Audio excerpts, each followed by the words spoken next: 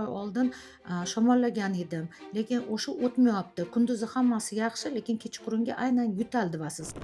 Muhayyoba hozirgi paytda shaxsan o'zimda ham kuzatildi. O'rtoqlarim, hamkasblarim ham ta'kidlashyapti. Oddiy shamollash deb o'ylaganimiz chuqur yo'talga sabab bo'lyapti. Kechalari bilan tinimsiz yo'tal aslida kunduz kuni yaxshi tetik yurilyapti. Bunga sabab nimada? Ko'pchilik murojaat qilganlarning ichida ham bo'lyapti. 1 oy oldin shamollagan edim, lekin o'sha o'tmayapti. Kunduzi hammasi yaxshi, lekin kechqurungi aynan yo'tal deyapsiz. Bu nima bilan bo'lishi mumkin? Bu aynan hozirgi paytda bahor paytida allergik qo'zg'alishlar ham bo'ladi.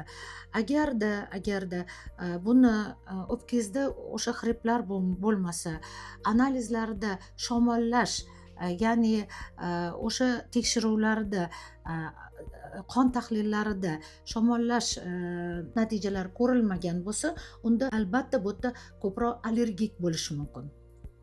Demak, biz avvalo tashxis va diagnostikani to'g'ri qo'llashimiz kerak bo'lar ekan. Shundaymi? Albatta.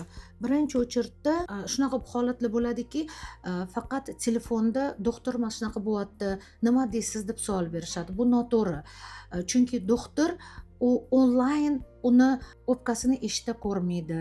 Interpretatsiya deydi, har bitta analizini uni ko'rib, yangi analizini ko'rib, uni tahlil qilib va to'g'ri faqat tashxis qo'yish mumkin va to'g'ri davolash mumkin. Muhayyoba, men o'zi pozitiv insonman. Tez jahlim chiqmaydi. Hozir tez jahlim chiqib ketyapti. Kim bilandir tortishib ketyapman. Hozirgi kechayotgan kasallik meni stressimga, asabimga ta'sir qilyaptimi? Ta'sir qilishi mumkin. Hozir umuman olganda, agarda organizmda o'sha sog'liqqa mazasi bo'lmagan paytida, ya'ni shamollash protsessi kuchli bo'lgan paytida u nerv tolalariga ham ta'sir qiladi. Xohlasan ham, xohlamasan ham kasal paytida bitta gap emas, yarimta gap ham boshqacha ta'sir qilishi mumkin. Bu gapga men javobimni aytishim mumkin, albatta ta'sir qiladi.